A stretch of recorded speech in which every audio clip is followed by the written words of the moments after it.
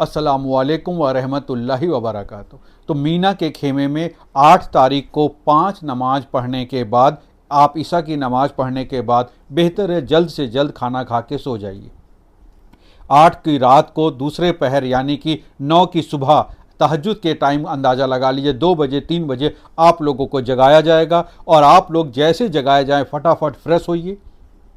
Fresh होने के बाद अपना सामान लीजिए। कौन सा सामान? सारा सामान नहीं, जो सामान आपको अराफात ले जाने वाला बताया गया था वो सारा सामान अराफात ले जाने वाला रेडी करिए। और अब आपको कहा जाएगा, वीडियो के जरिए हम आपको दिखाते हैं कि आप लोगों को बाहर लाइन लगा लेनी है। बाहर लाइन लगा लेंगे, वहाँ पर आपको मौलिम का बंदा आपके खेमे का मकतब नंबर ले करके आएगा, खड़ा हो जाएगा, उसके पीछे लाइन बनेगी। बस वाले बस से, पैदल वाले अपनी मर्जी से और मेट्रो वाले मेट्रो से जाएंगे। आप लोगों को दिखाते हैं, आप लोग देखिएगा कैसे आप लोगों को लेके जाया जाएगा। आप अपने खेमे से बाहर निकलेंगे, आर्मी वाले खड़े रहेंगे, इधर उधर भटक नहीं सकते। जिनका बस से है वो बस से जाएंगे और जिनका मेट्रो से है वो मेट्रो वाले लाइन बनाएंगे। लेकिन पैदल वालों का अपनी मर्जी होती है, वो पैदल जाएं, ये किसी और के लिए नहीं है। इस तरह से देखिए लाइन बन रही है। सबसे आगे आप लोग खड़े होंगे, आपके आगे मौलिम का बंदा होगा और वो आप लोगों को ले करके जाएगा। देखिए यहाँ पर वो सामने मौलिम का बंदा, ये देखिए 34 नंबर का झंडा लिए हुए है। पॉज करके देखिए, ये 34 नंबर का झंडा आपको दिखा रहे हैं। पीछे आइए,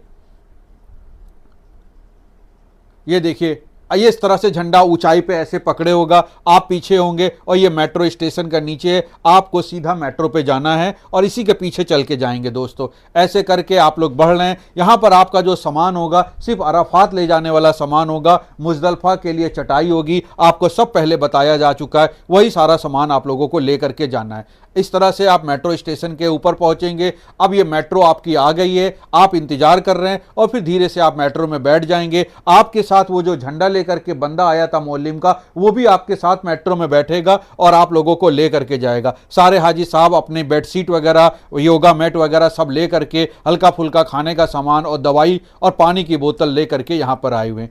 अब ये मेट्रो के अंदर बैठ जाएंगे। मौलिम का आदमी भी इसी में बैठा होगा। 34 नंबर हो तो 34, 50 नंबर हो तो 50, 40 नंबर हो तो 40 नंबर। ये खास बात ध्यान रखिएगा दोस्तों। ये आप अराफात के, ये मौलिम का बंदा है, ये आपको लेके चल रहा है। ये देखिए नंबर का कार्ड है इनके पास।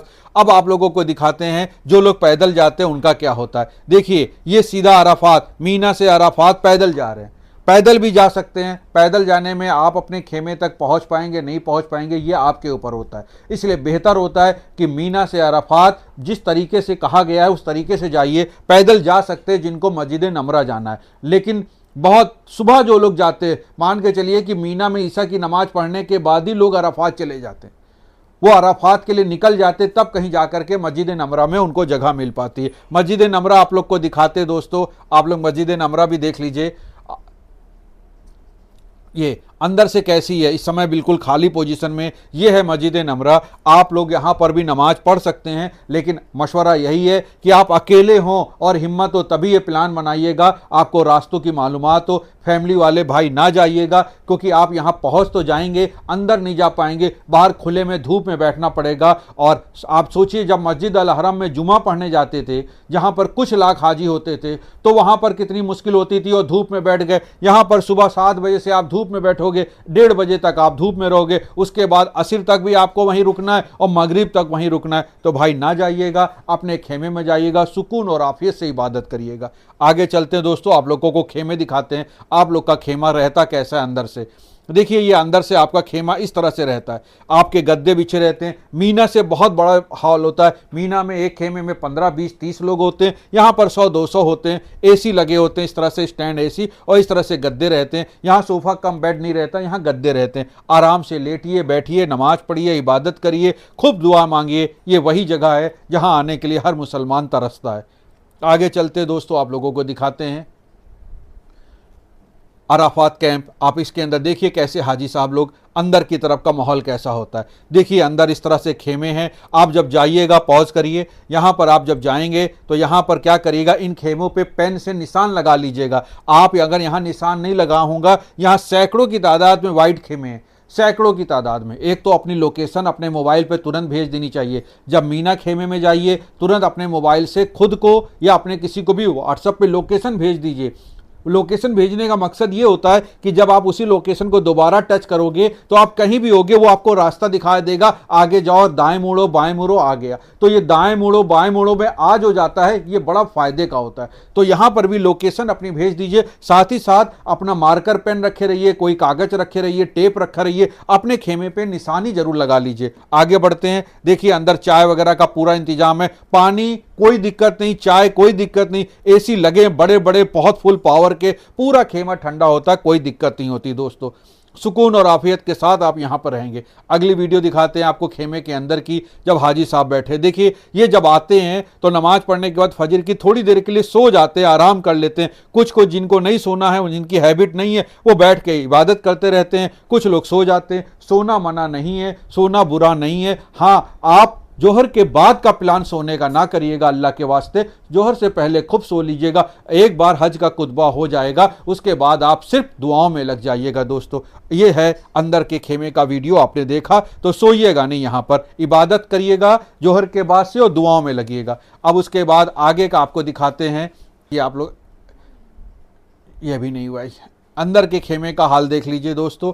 इस तरह से लोग आए हैं, अब वो थके हुए हैं, सो गए हैं, कुछ मस्तूरात हैं, दूसरी तरफ मुंह करके बैठ गई हैं, एसी चल रहा है सुकून के साथ। ये फजर के बाद का वक्त है, सबने नमाज पढ़ ली है, कुछ लोग इबादत में लग जाते हैं, कुछ लोग सो जाते हैं। तो आपको यहाँ पर क्या करना है, वीडियो के जरिए सारी बात हो गई है। अब आपको इंपॉर्टेंट क्या है ये ध्यान रखिएगा। आप अरफात में जोहर की नमाज पढ़ेंगे बाजमात पूरी, असर की नमाज पढ़ेंगे बाजमात पूरी, असर की नमाज पढ़ने के बाद अपने खेमे के बाहर चले आएंगे और मगरिब की नमाज तक आप खूब अल्लाह से दुआएं मांगेंगे। और मगरिब की नमाज का वक्त जब हो जाएगा तो नमाज नहीं पढ़ेंगे और अपना बैग उठा करके मुजदलफा के लिए चले जाएंगे। मुजदलफा के लिए जाने के लिए भी वही है, बस वाले बस से जाएंगे, मेट्रो वाले मेट्रो से जाएंगे, पैदल कोई भी जा सकता है। पैदल सबसे बेहतर होता है, बशर्ते आप चल लो। सबसे ज़्यादा मेहनत है बस में, उसके बाद मेट्रो में, मेहनत सब में है।